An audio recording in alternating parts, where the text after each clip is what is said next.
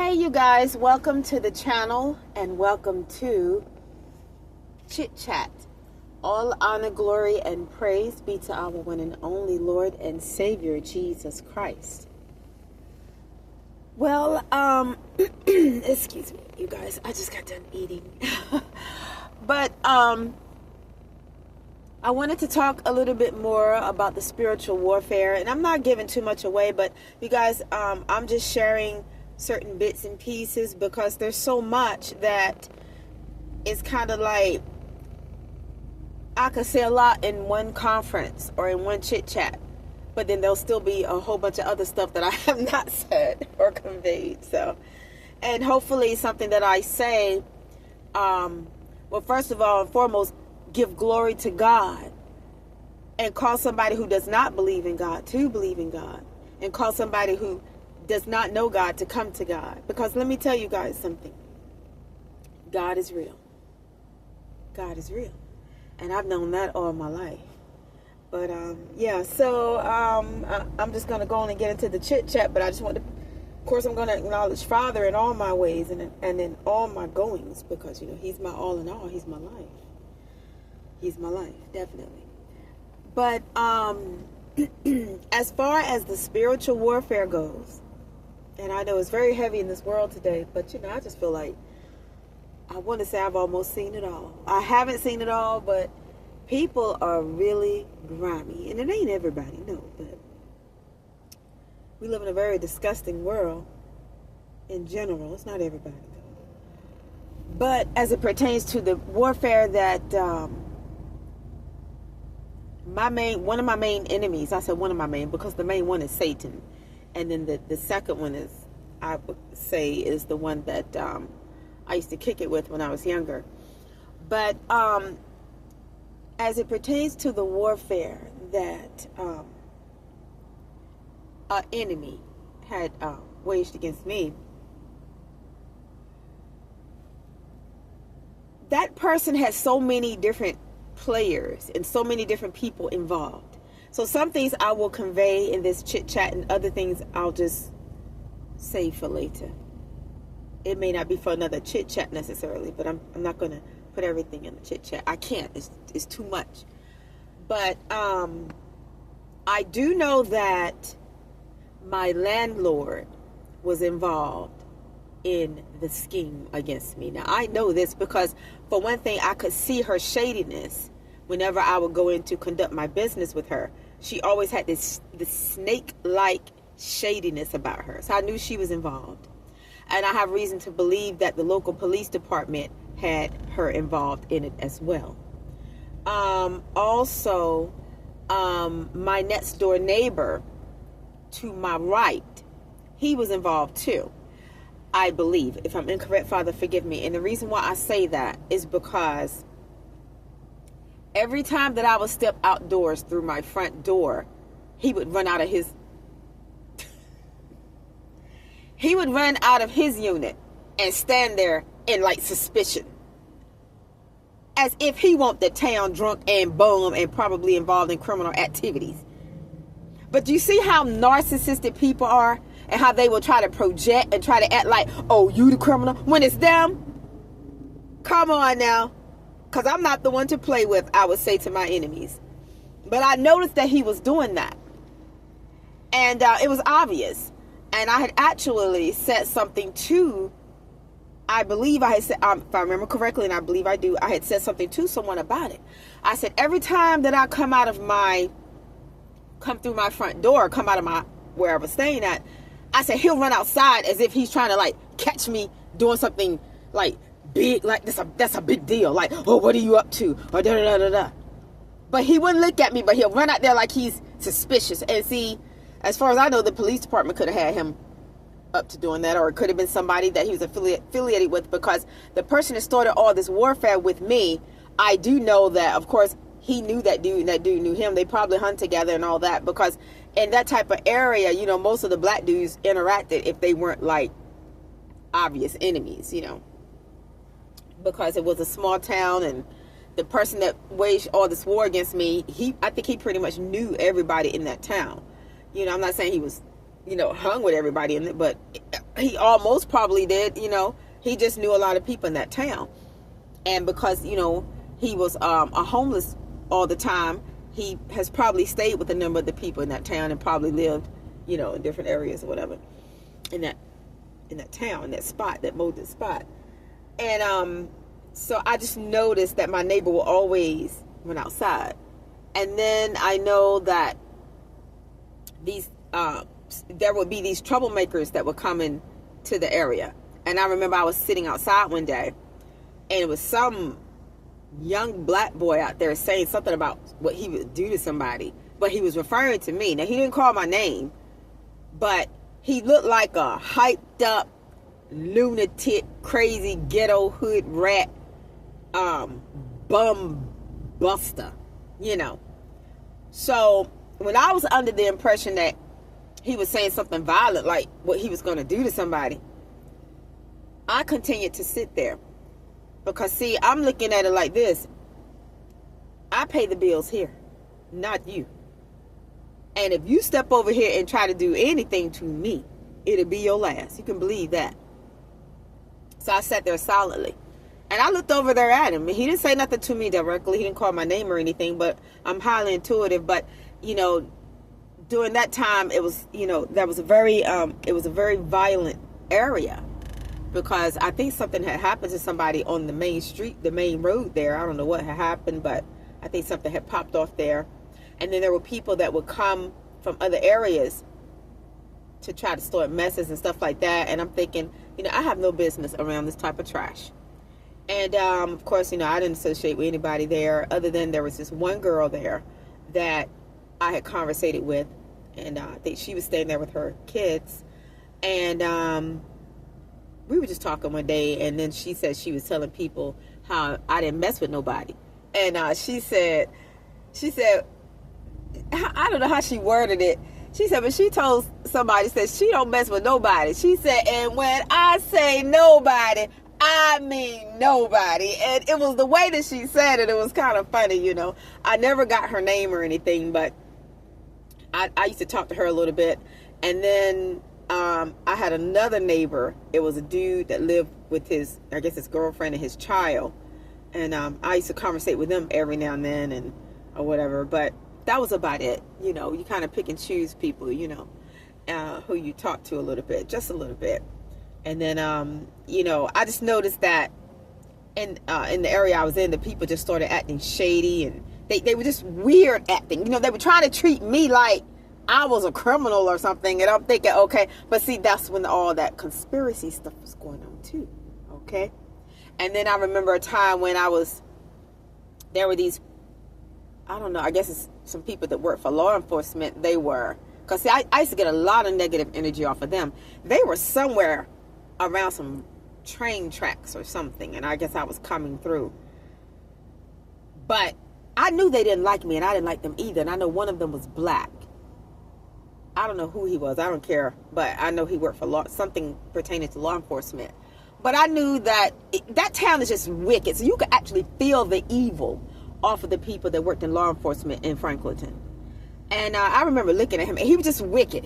I don't know who he was. It was some skinny black dude. And I just went on walking because I didn't associate with anybody in that town. When I say nobody, I mean nobody. I didn't care who didn't like me, and I still don't.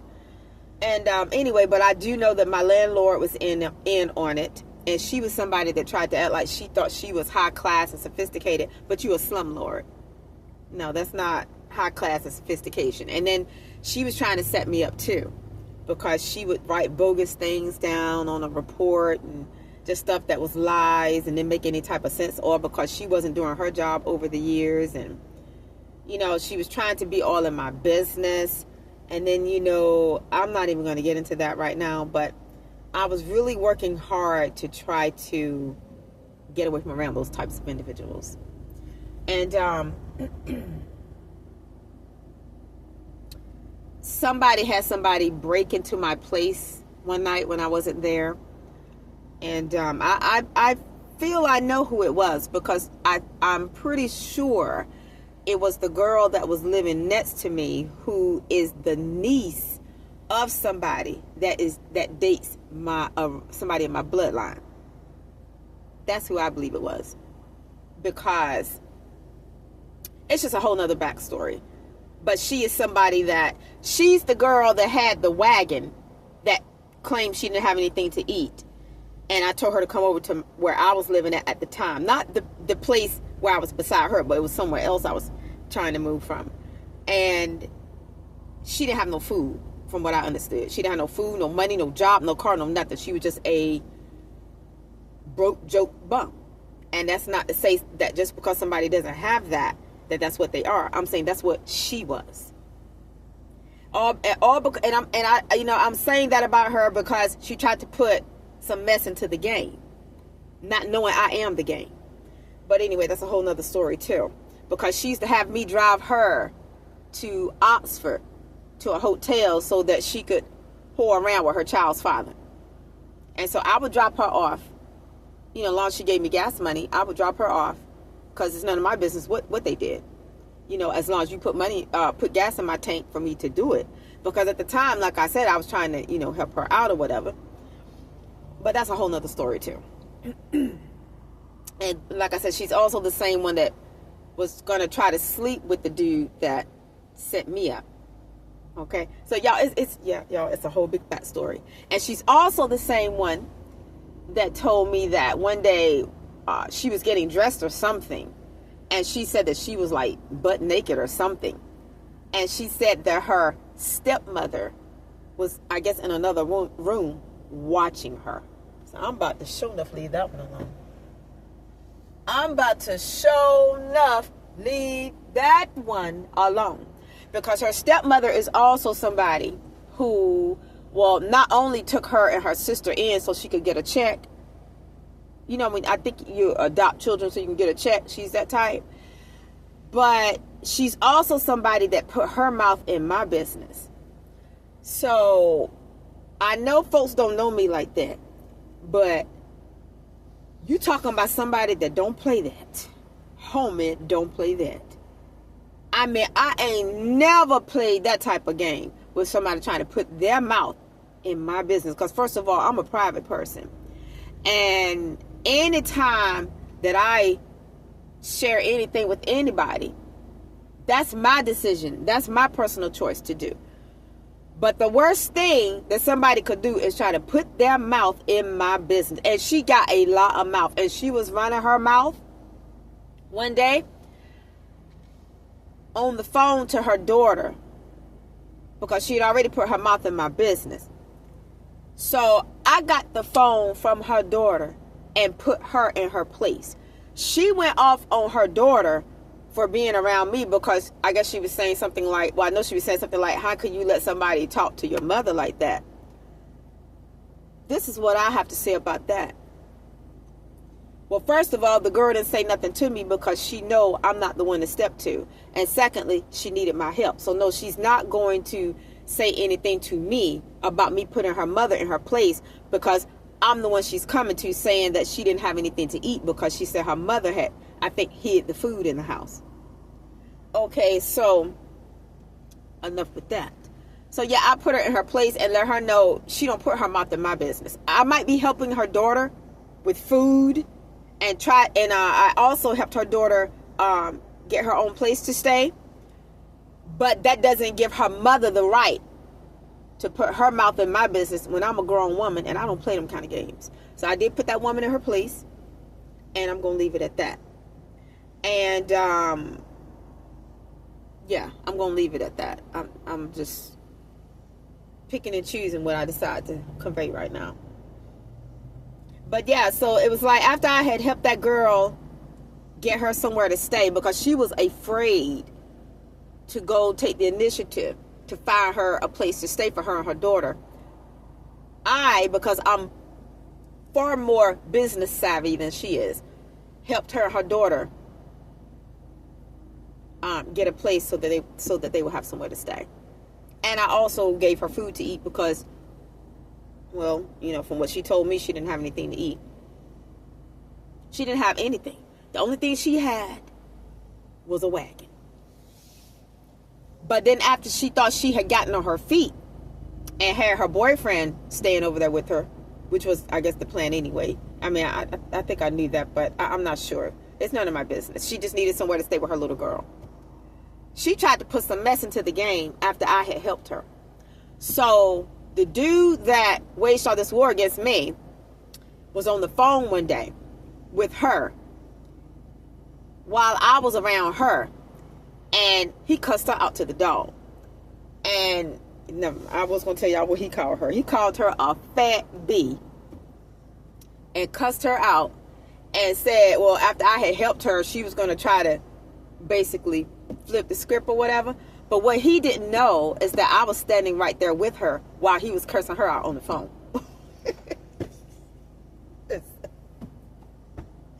But I guess he know now if he hear this, and I don't care about that. But I'm just saying, but still, I'm not saying anything in his favor either. Because after all of that, after him acting like he's going to defend me on the phone, look at all this war he waged against me. So I don't deal with two-faced, narcissistic individuals. You have to set a standard, and you have to stand on it. And basically what I was doing was just standing back, keeping my mouth shut, and watching all of my enemies hang themselves. Because he was cursing her out on the phone, but was she trying to sleep with him? And he was defending me on the phone, but then he thought he was going behind my back, setting me up. Do y'all see these sick, toxic individuals that I had around me? I mean, these folks are like living soap operas. They worse than soap operas. They the ghetto version of soap operas. Listen. I had so many dysfunctional people around me. It was sickening. It was absolutely sickening. There were police officers in that town. I'm not going to say it was during that time, but it was before that, because I and the police officers, the former ones, I guess, that they had in that town, we've never liked each other at all. And then I know they didn't like the person that had waged all this war against me. They didn't like him either, and they knew I was affiliated with him. I'm not saying that's why, but I've never liked the police officers in that town that were there, like, back whenever, before all of this happened. And I know there was one I couldn't stand. I knew he was racist. He was tall, and he just had racism written all over him. And I know one day he had stopped me, right? And I guess he didn't like the fact that I didn't stroke his ego, because, I treat people with respect that deserve it. And when I'm looking at a police officer, I'm looking at another human being. And I'm a human being. So I don't bow to nobody. And I respect anybody that respects me. But I guess he didn't like my demeanor. So it was really unnecessary. I don't know if he asked me I don't know what he asked me. I don't know if it's something about a stop sign or what. But he asked me to step out of the car. So I got out of the car and stood right in front of him and stared at him in his face. And he was staring at me. And then I think he proceeded to ask me a question, and I proceeded to answer him. And see, he was waiting for a reaction. He was waiting for my neck to twirl and me to cuss him out so he could do this. No. You stare at me, I stare at you. You're pensive, I'm more pensive. You show no emotion, I don't show any either. So because I didn't feed into the situation, he didn't have a choice but to get out of my face. I don't know who he was, but I knew I couldn't stand him. And I know one time there was a situation where I had to call for assistance one time. I don't know what it was about, but I know I was on somebody else's property. And he came. He was the one that came. And when he saw me, I could tell he just cringed inside, because he couldn't stand me and I couldn't stand him either. I don't know who he was. He was just some tall white cop. I don't know who he was. It was years back. It ain't been that many, but it was before all this war was waged against me. But I knew I didn't like him, because they were always getting new police officers in that town. And a lot of them that they were getting, they were no good, But I'm not saying it was all of them, because, there was one that was, I didn't know him like that, but he knew my name. His son was good friends with somebody that is in my bloodline. And so he's also the one that had said something to me one day about somebody I won't get into, but I had mentioned it in another conference. He had said something one day. But, yeah, I've never had a problem with him at all, you know. And like I said, you know, I knew who his son was, and his son was friends with somebody that I'm related to, well, by blood. But as far as that one that had told me to get out of the car, I don't know who he was. I don't even care who he was. But I knew he wanted he wanted a reaction out of me. So you can't play into the hand of the devil. Don't ever give a devil what it wants.